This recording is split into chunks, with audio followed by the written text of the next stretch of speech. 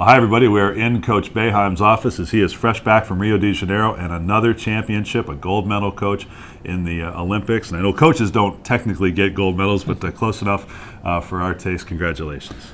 Well, it's the only thing that's acceptable for us is to come back with a gold medal. So obviously that's what you're trying to do. It was a little harder this year. We had new players, and I think some of the teams were a little better than they were the last go around. But at the end of the day, when we needed to play well, we played a great game in the finals, and before that, we did enough to win. So it was a good feeling, and it's always good for the players to win that gold medal. They're really happy about it, and none of them want to face coming back here and trying to explain to LeBron and Chris Paul and all those guys why you didn't win a gold medal. So you have to win it. Those are a couple of players that have been in the Olympics in the past that happened to sit it out this year. It was a gold medal win over Serbia on the weekend, but also close games and wins, Coach, against Australia, another team with 5 NBA starters. And so quality competition, that's one thing that maybe set this time apart.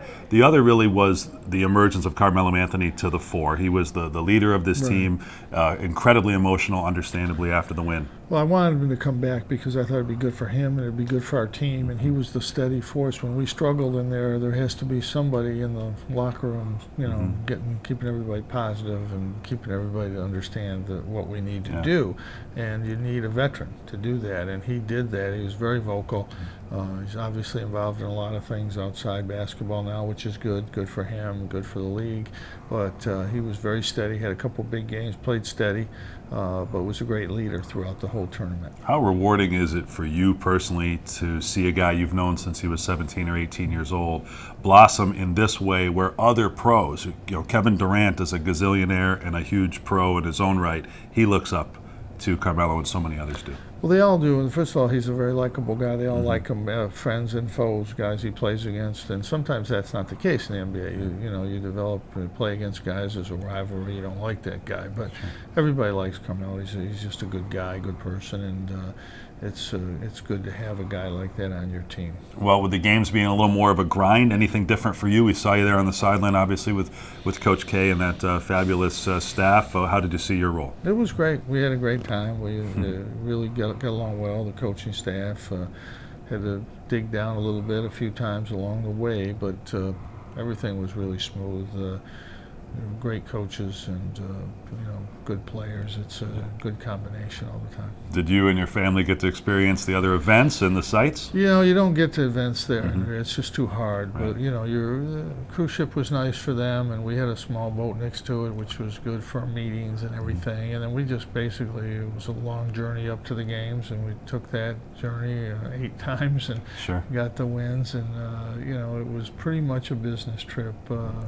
Not a lot of tourist stuff down there. Coach, you've been here a long time, obviously. You've been in the Olympics now 3 years, 3 times running in your own sake. But as you look around the athletic department, which you're such a big fan of and an historian of, now you're starting to see these track athletes. We had a field hockey athlete, a rower, in representing America, Canada, some African nations. How cool is that? Well, our athletic department's been great. The coaches are great here. We've got some world-class coaches in our department.